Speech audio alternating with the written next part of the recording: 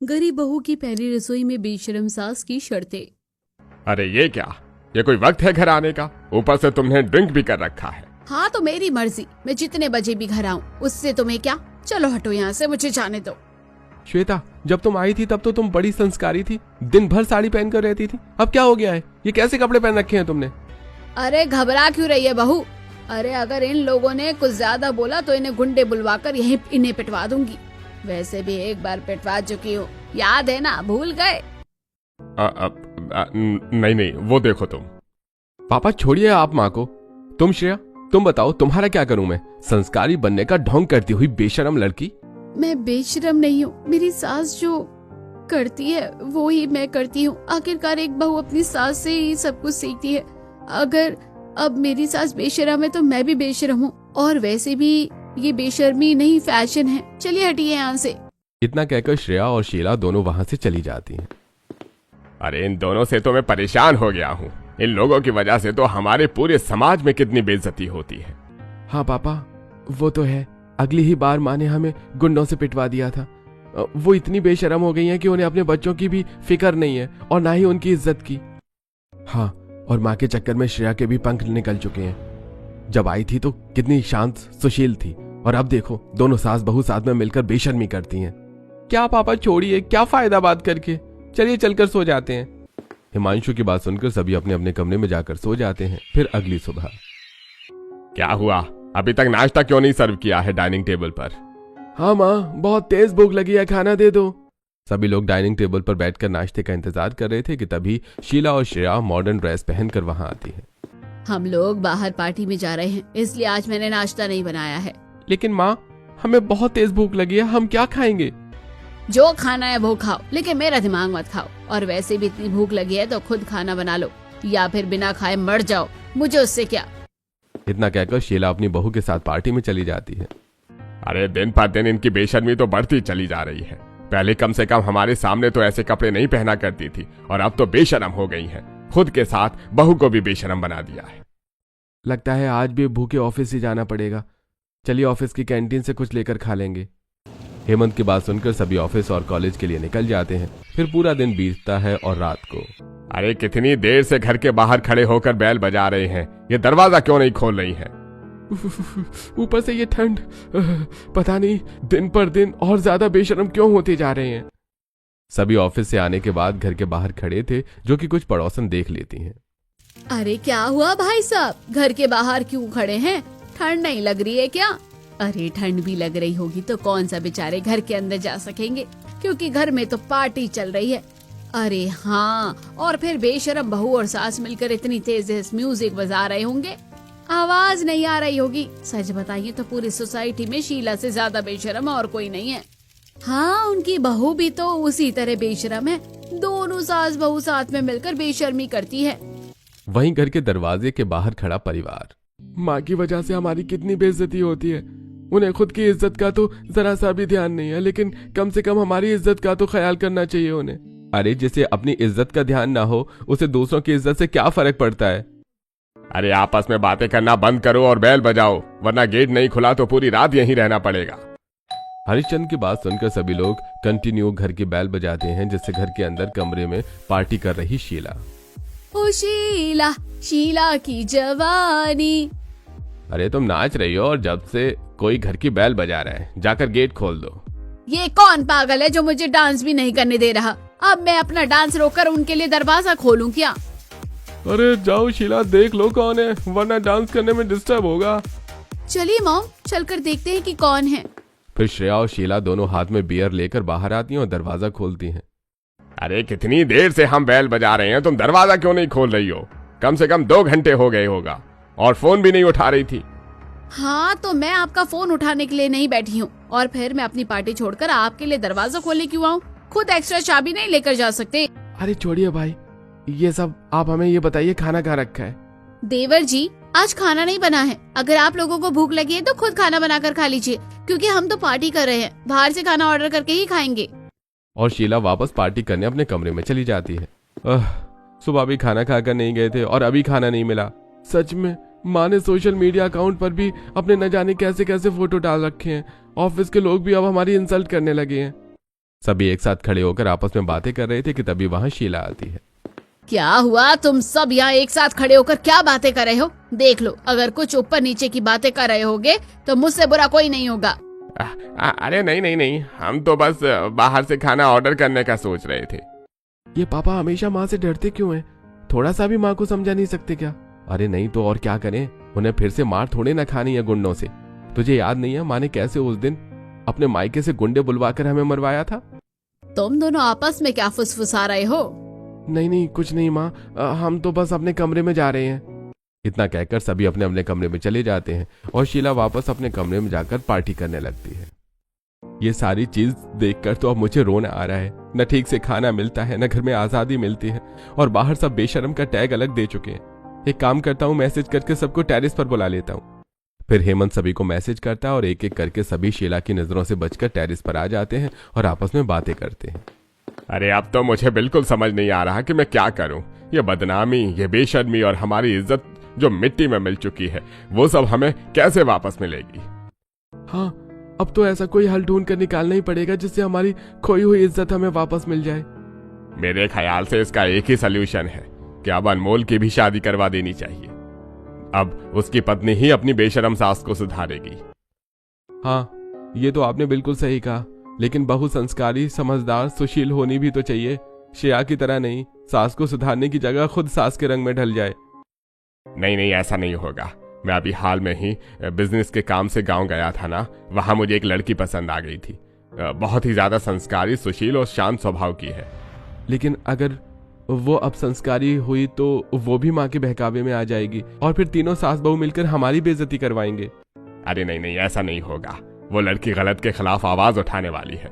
मुझे सिर्फ उसके संस्कार नहीं बल्कि उसका कॉन्फिडेंस और उसकी समझदारी भी अच्छी लगती है। दरअसल मैं ऐसा इसलिए बोल रहा हूं क्योंकि जब मैं गांव गया था तो हुआ कुछ यूं था कि मैं सोच रहा हूं कि अगर हम यही खेत खरीदने वाले हैं तो इस खेत में थोड़ा आगे जाकर देखते हैं। हाँ, तभी तो हमें उस खेत की उपज पता चलेगी। यह सोचकर सभी लोग खेत के आगे की तरफ बढ़ने लगते हैं कि तभी हरिश्चंद्र के पैरों तले एक सांप दब जाता है और वो सांप हरिश्चंद्र को काट लेता है। अरे सांप सांप सांप, भागो भागो भागो! सांप को देखते ही हरिश्चंद्र के बिजनेस पार्टनर्स हरिश्चंद्र को वहीं छोड़कर भाग जाते हैं और सांप के काटने से घायल हरिश्चंद्र बेहोश हो जाता है। वहीं दूसरी तरफ, अरे ये चिल्लाने की आवाज कहाँ से आई? कहीं किसी को कुछ हुआ तो नहीं? चलो चलकर देखते हैं। फिर अनुष्का आवाज जहाँ से आई थी उस जगह को ढूंढते ढूंढते हरिश्चंद्र के पास पहुँचती है। अरे ये क्या, ये कौन है और इस तरह से ये अचानक बेहोश कैसे हो गई? तभी अनुष्का का ध्यान हरिश्चंद्र के पैरों पर पड़ता है। अरे इन्हें देखकर तो लगता है कि इन्हें किसी जहरीले सांप ने बहुत बुरी तरह से काटा है।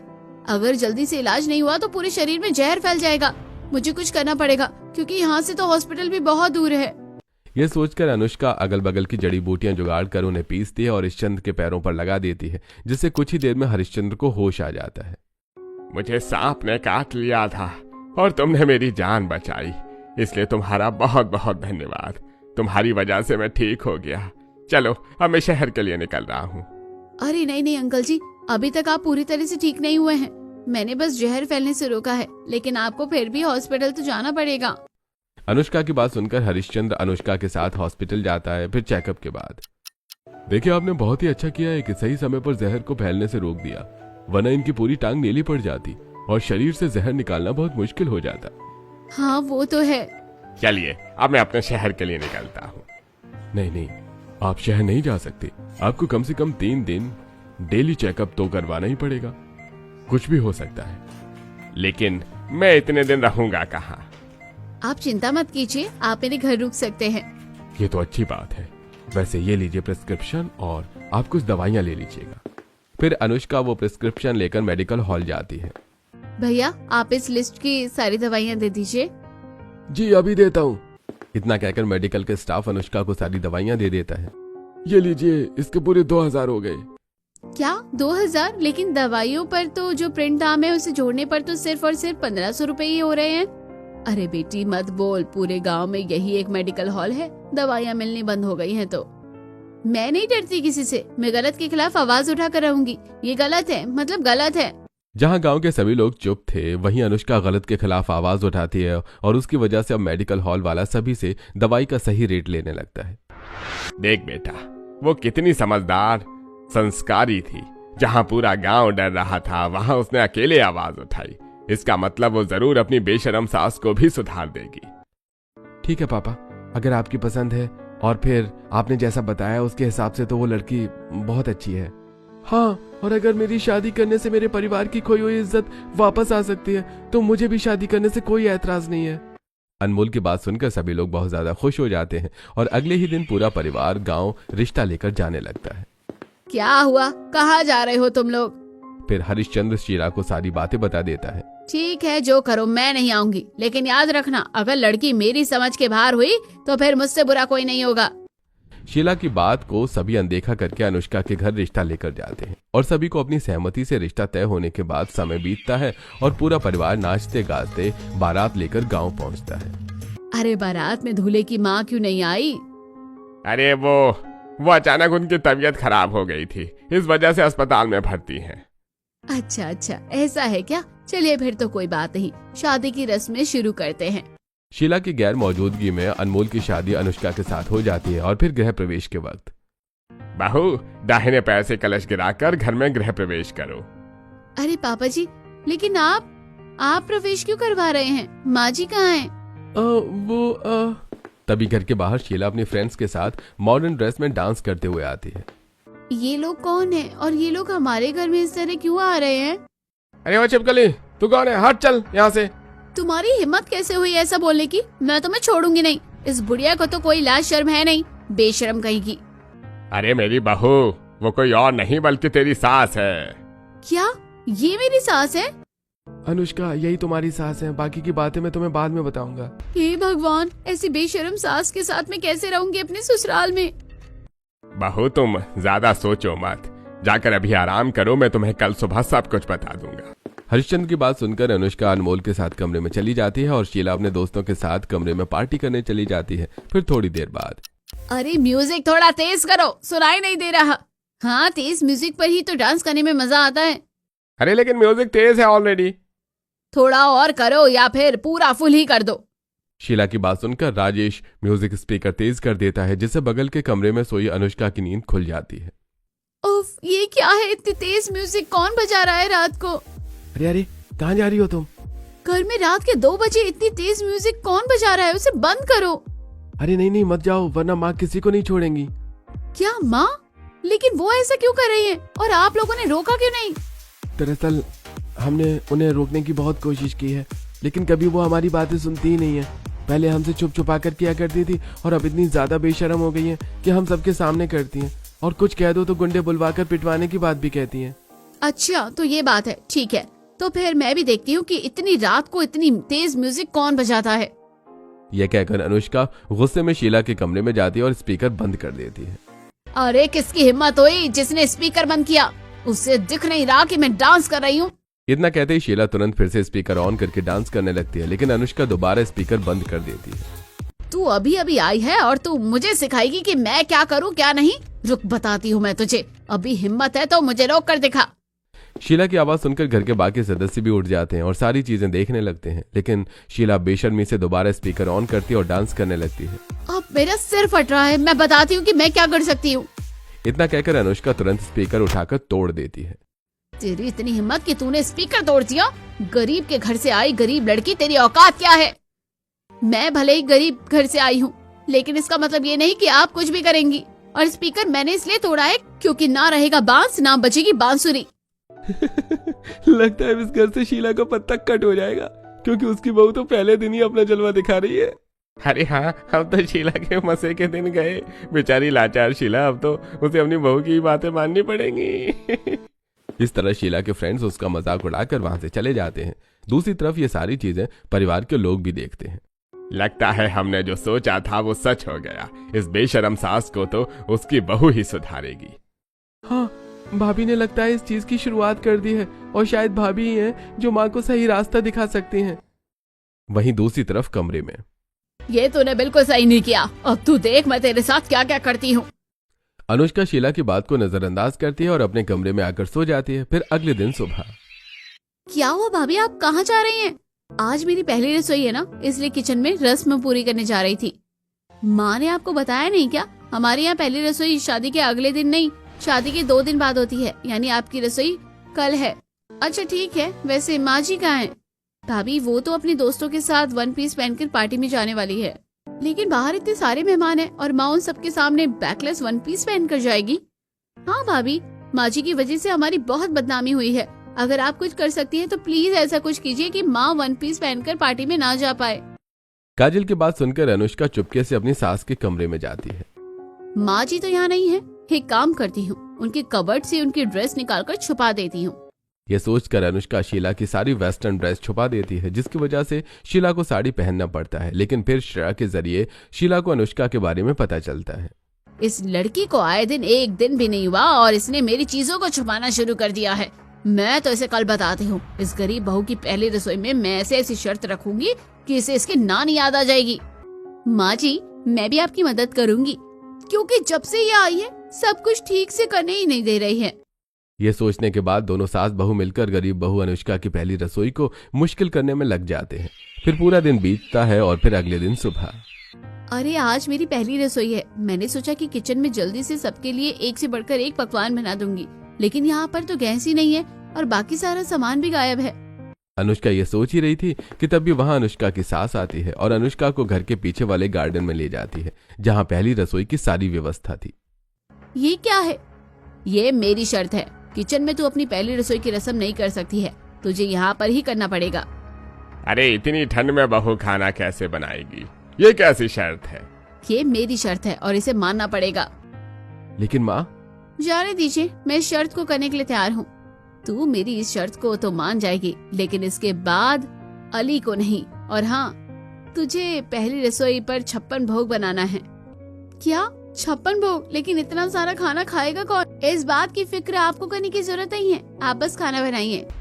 मैं समझ गई हूँ कि मेरी ये सास जानबूझकर मुझे परेशान करने के लिए मेरी पहली रसोई पर इतनी सारी शर्तें रख रही है, लेकिन ठीक है, मैं भी हार नहीं मानूंगी। ये सोचकर अनुष्का घर के बाहर ही अपनी पहली रसोई में 56 भोग बनाना शुरू करती है। एक काम करती हूँ, मैं पहली रसोई पर पनीर की सब्जी बना लेती हूँ। ये सोचकर अनुष्का मटर पनीर बनाती है कि तभी अरे अरे बहू, तूने ये क्या बना दिया? मैं तो मटर पनीर खाती ही नहीं, तुझे चिली पनीर बनाना पड़ेगा। लेकिन माँ जी, मैं तो 56 भोग बना रही हूँ, आप कोई और सब्जी खा लीजिएगा। माँ को चिली पनीर ही खाना है, तुम सब्जी चेंज करो, दूसरी सब्जी बनाओ। फिर अनुष्का चिली पनीर बनाती है। फिर अपने पति जेठ और ससुर के लिए इतनी ज्यादा मेहनत से ये सारा मैंने खाना बनाया है, अब सारा पीसकर कोई मसालेदार सब्जी भी बना देती हूँ। अनुष्का मिक्सर में मसाला पीसने जाती है कि तभी ये क्या कर रही है तू? मिक्सर में मसाला नहीं पीस सकती है, तुझे सिलबट्टे पर ही मसाला पीसना पड़ेगा। अपनी सास की शर्त की वजह से अनुष्का सिलबट्टे पर ही मसाला पीसती है। और फिर एक काम करती हूँ, प्याज काट कर डाल देती हूँ। नहीं नहीं, तुम्हें प्याज पीस कर डालना पड़ेगा। चलो सिलबट्टे पर प्याज भी पीसो, यही है माँ जी की शर्त। हाँ, और अगर तू ये नहीं कर सकती तो भूल जा अपनी पहली रसोई को। शीला की बात सुनकर मजबूर गरीब बहू अपनी सास की सारी शर्तें मानती है और सिलबट्टे पर ठंड में प्याज पीसती है। उफ, मेरी इस बेशर्म सास की पहली रसोई में इतनी सारी शर्तें हैं, लेकिन मैं भी पीछे नहीं हटूंगी। किसी भी कीमत पर इन शर्तों को पूरा करके दिखाऊंगी। अगर सास मेरी बेशर्म है तो मैं भी जिद्दी हूँ। इस तरह अनुष्का अपनी सास की हर एक शर्त मानती है और अपनी पहली रसोई की रस्म को पूरा करती है। अरे आ गए तुम लोग, आओ आओ, बैठो बैठो। अरे तुम बुलाओ और हम ना आए, ऐसा कभी हुआ है क्या?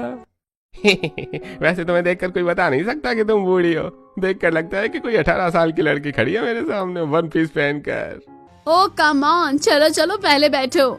शीला अपने सभी दोस्तों के साथ सोफे पर बैठ जाती है। वैसे आज तो खाना तेरी वो नई गवार बहू बनाएगी ना? हाँ, लेकिन तुम लोग उसे ऐसा क्यों बोल रहे हो?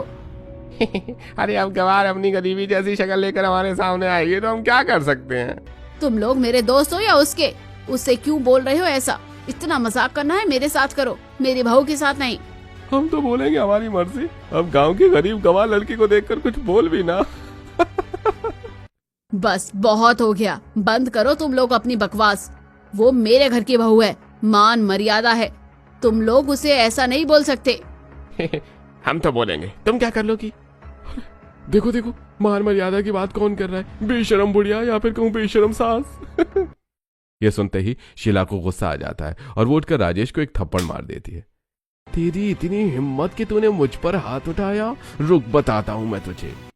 इतना कहकर राजेश शीला को धक्का मार देता है और फिर धीरे धीरे दोनों के बीच मारपीट बढ़ने लगती है। गुस्से में लाल राजेश शीला के कपड़े फाड़ने लगता है कि तभी उसे श्रेया देख लेती है। अरे अरे, ये माँ जी के फ्रेंड्स माँ जी से क्यों झगड़ रहे हैं? और ये क्या, माँ जी के कपड़े क्यों फाड़ रहे हैं? मुझे बड़ों को बचाना होगा। ये सोचकर श्रेया अपनी सास को बचाने जाती है, लेकिन बेचारी श्रेया खुद अपनी सास के साथ वहां फंस जाती है। तुम लोग छोड़ दो हमें, ये क्या कर रहे हो? मैं तुम्हें छोड़ूंगी नहीं। अरे चुप हो जा बढ़िया, ये सीख हमें मत देना। खुद इतनी बेशरम है और हमें कह रही है बुढ़ापे में भी जवानी वाली हरकतें करेगी तो यही होगा। रमेश शीला को धक्का मार देता है कि तभी अनुष्का वहां आती है और देख लेती है। अरे ये सब क्या हो रहा है? लगता है मुझे कुछ करना पड़ेगा। ये सोचते ही अनुष्का तुरंत वहां जाती है और शीला साथी श्रेया को अपने पीछे करके रमेश और राजेश को एक एक थप्पड़ लगाती है। तेरी इतनी हिम्मत कि तूने मुझे थप्पड़ मारा? हाँ, मैंने तुम्हें थप्पड़ मारा और अगर तुमने एक कदम और आगे बढ़ाया तो मैं पुलिस में कंप्लेन कर दूंगी। मैं तुझे छोड़ूंगा नहीं, और वैसे तुझे बीच में आने के लिए किसने कहा था? अच्छा, तो तुम मेरी सास को धक्का मारोगे और मैं कुछ नहीं करूंगी? हाँ, तो ये स्टार्ट किसने किया था? तेरी इस बेशरम सास ने, जिसे बुढ़ापे में जवानी का नशा है। इस तरह झगड़ा बढ़ने लगता है, जिसे देखते ही अनुष्का तुरंत पुलिस को बुला लेती है और सिचुएशन कंट्रोल में आ जाती है। आप लोग चिंता मत कीजिए, अच्छा हुआ कि आपने हमें सही समय पर बुला लिया। अब हम इसकी खबर तो थाने में ही लेंगे। अरे लेकिन मैंने क्या किया? अबे चुप हो जा, तेरा सबसे बड़ा अपराध है कि तूने किसी औरत पर हाथ उठाया, वो भी एक नहीं दो। इसकी सजा तो तुझे थाने में मिलेगी। इतना कहकर पुलिस मारते हुए राजेश और रमेश को वहां से ले जाती है।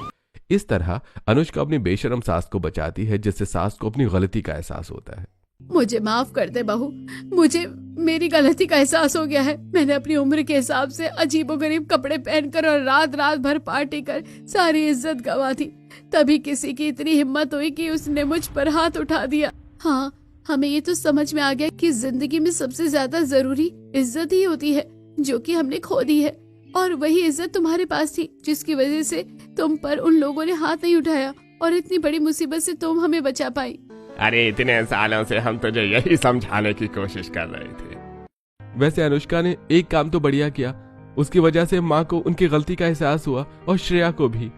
हाँ, क्योंकि देखिए, फैशन करना गलत बात नहीं है, लेकिन फैशन करते वक्त अपनी उम्र का लिहाज करना बहुत जरूरी है। माँ जी, आपको कोई फैशन करने से नहीं रोक रहा, लेकिन आपको अपनी उम्र भी देखनी चाहिए। और जेठानी जी, आप भी किसी के खानदान की बहू हैं, क्या इस तरह किसी के खानदान की बहू होकर उसके खानदान की इज्जत मिट्टी में मिला देना सही बात है?